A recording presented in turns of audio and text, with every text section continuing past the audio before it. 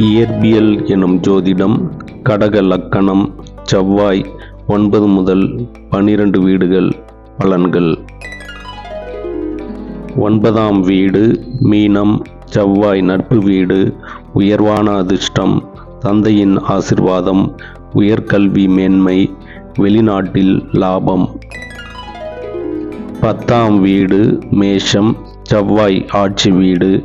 பெரிய வேலை, அதிகாரம், தொழிலில் வெற்றி, அரசியல், தலைமை பண்பு, ரியல் எஸ்டேட், கட்டுமானம் சார்ந்த துறை.